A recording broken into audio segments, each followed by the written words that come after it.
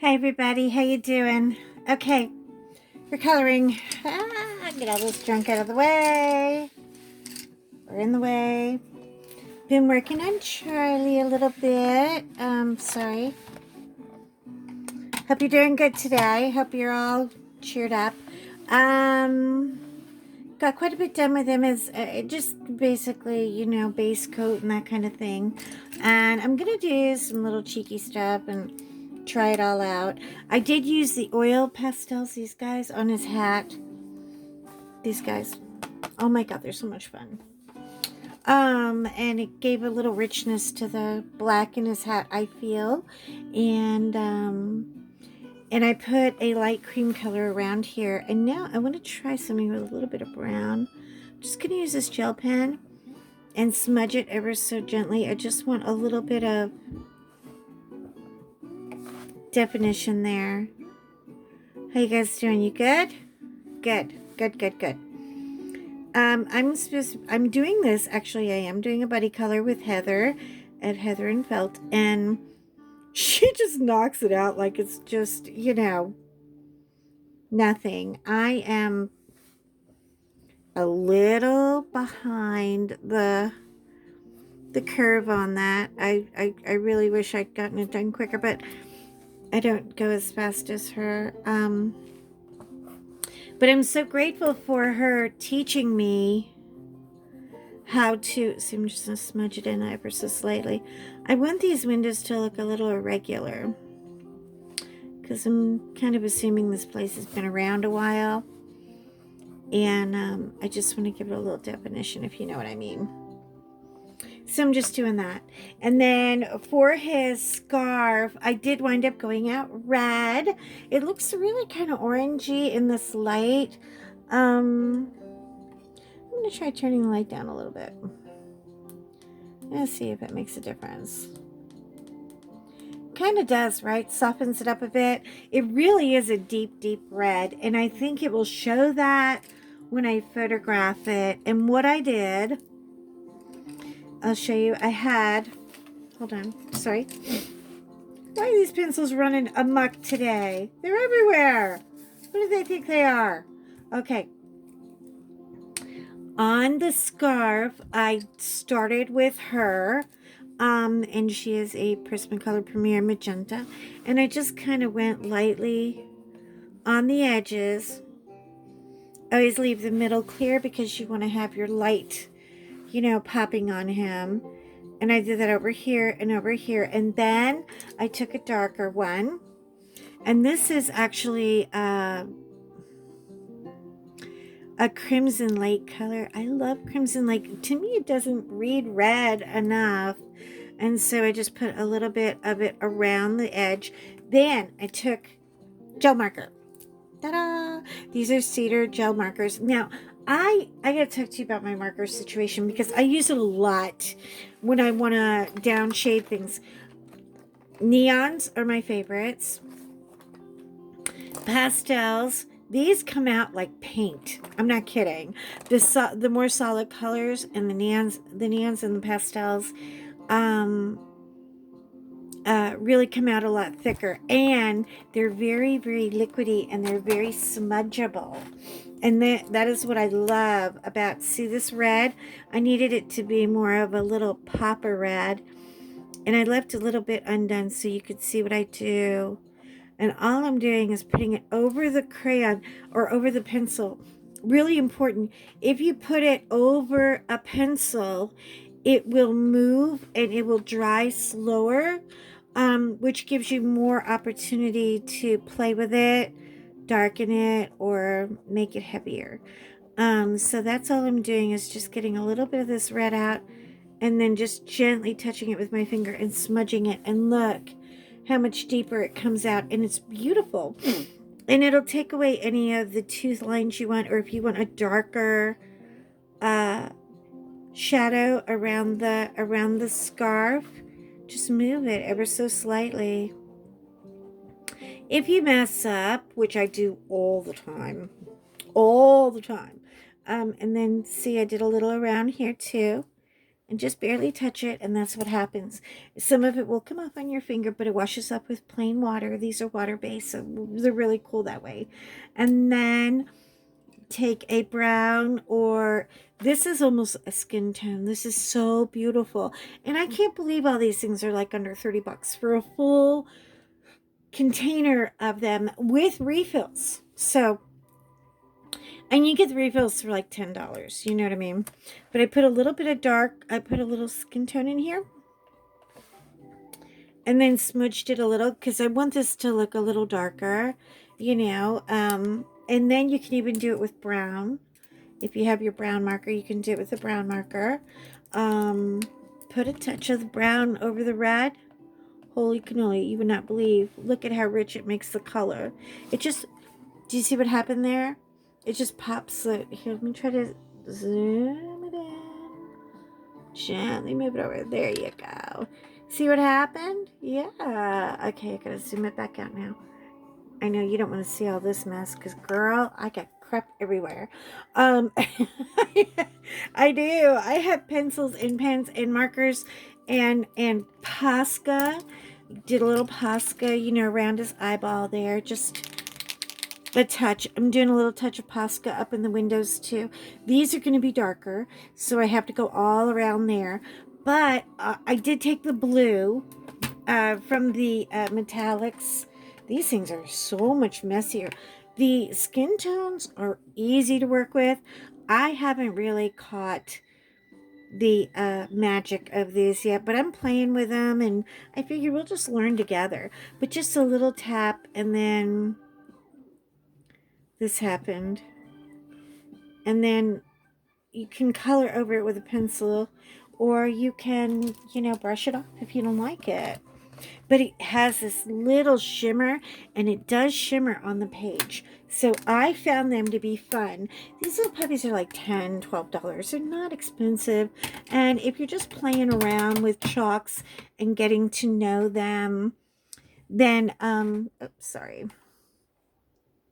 I have no idea what I did there. If you're just playing around, you know, getting to know chalks, it's a great way to start. You know what I mean? And then you can graduate to the pan pastels when you get more used to them. But they're really so much fun for shading. And so I just wanted to give you guys a little heads up, and that is what we are doing. Weather here today is cold, but sunny, sunny, sunny. It's so nippy out, and the dogs just love it. They are making me nuts. They won't come inside for nothing. I literally, you know, I mean, as long as they're being quiet, I don't mind them being outside. But literally, if a butterfly farted a mile away, we got a problem, you know? Literally. So earlier I was listening to Sebastian and Pete. Sebastian Maniscalco. He's kind of a, I don't know how to really describe him. He's kind of like a Jerry Seinfeld 3.0. He's snarky and a little sarcastic, but I love that he laughs at his flaws, and it helps me to laugh at mine. And he's got this guy Pete who goes on the show with him. This is like an Eddie, you know, Eddie Haskell guy. I mean, he really is. He reminds me of Eddie Haskell. But when I was in the hospital, I used to listen to these two nutbags. I'm telling you, they were so stupid, amusing. And I think they amused each other, and that amused me. So if you want to just listen to something while you're coloring, you don't have to look up or anything. They're fun to listen to. Pete just went through a horrible, you know, his father passed away. I lost him to COVID. His mother was in the hospital with COVID. He's very, very close to his family. I'm sorry, I'm supposed to be coloring my talk. Really, I'm working at getting better at doing both. But you're going to have to forgive me. Listen to this bougie ass music. Oh my God. Why am I playing this today? I thought it would be fun, but it just got weird. Like it's a little weird, right? It's just a little bougie. Anyway, he just lost his mom, and he's trying to be, funny, because they're comics, they're comedians, but I gotta tell you, I right now I am so hungry and thirsty for authenticity, and I think that is why the YouTube community has just blown me away so much, because you can kind of feel if somebody's authentic or if they're not authentic. And if they're not authentic, I don't, there's this creepy tone of everything. And I don't expect everybody to be, unicorns and sunshine every day. Matter of fact, if you are unicorns and sunshine every day, I want to know what your meds are, because you got the good ones, and I gotta know who to call for that. But we all have days when it hits, and I think the coloring community, this is our way of reaching out to each other, and this is how we handle our friendships right now. Our friendships are online. Our friendships are on the phone. Our friendships are 10 feet apart. Our friendships are not together. And it's really, really hard for me some days, because I'm a hugger, I'm a yacker, I'm a lover. I need that life and friendship and community. This is a contact sport.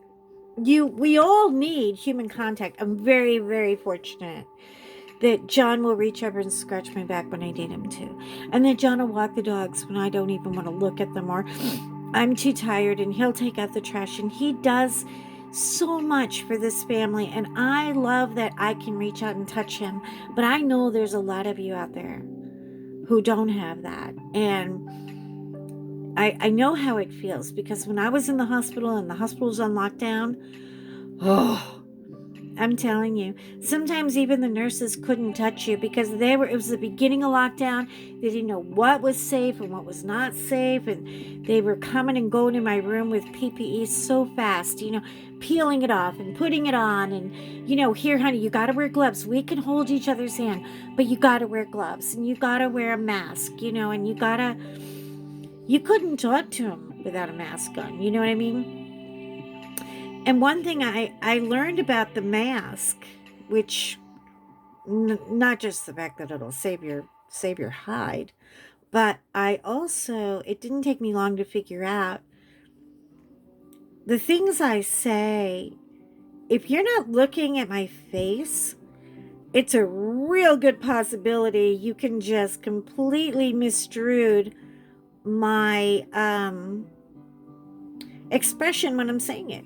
I may say something and be like, did you see her hair? Did you see her hair? And it comes out like, oh my God, did you see her hair? It's a totally different zhuzh to it. Wearing a mask is like sending a text message. You really never know if somebody is kidding if they don't put an LOL behind it. You got to put an LOL behind it. That's all I'm asking. Anyway, okay. So that's pretty much my googly gosh for today. I really don't have, that much going on. It's very, very, very quiet here today. Thank God the dogs are being chill. And I'm glad, because I know tomorrow, John's going to be home, and he's going to want to watch the political channel and watch, President Biden sworn in, which I feel so bad for him. Oh my gosh. I mean, think about it. This guy, his whole swear-in party is going to be a bust. I mean, he's not going to be having any parties. Can't let anybody come and see you. Can't go stand at the mall. They're closing that off. Can't really, I feel bad that he can't celebrate it, but I'm really grateful that he even wants to take the job. I mean, honestly, I wouldn't touch that job right now. I wouldn't. I'd be terrified. Okay, I'm going to show you what I do with the blue here. I mean, just just being able to, you know, I mean, literally, here, you're sworn in, get busy. By the way, we got a lot of problems. Can you solve them all this week, please? I'm just putting a little tiny gel, and look what happens. It makes a beautiful little smudgy mark. And then there's a darker one too, and this one is like a neon. She's so cool. And then I can just put that on there.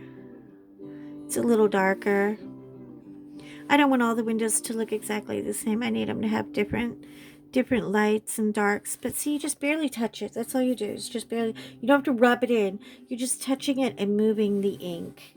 And then you get this. And that's what happens. And I have a darker blue too. I have an even darker blue here. I'm going to try to darken it, and then I want to ombre the blues. So I have quite a few blue gel pens out, and blue pencils, and blue powder dust, and blue everywhere. So that's what I'm doing with him. And then after I'm done with him, with the windows, all we should have left to do, oh, hold on, I missed a spot. I just saw that. After we do that, I'm just going to be putting, oh, by the way, there's a brown neon marker too, neon gel marker, that makes beautiful shading with this pencil. This is the yellow ochre. And anyway, so after I'm done doing the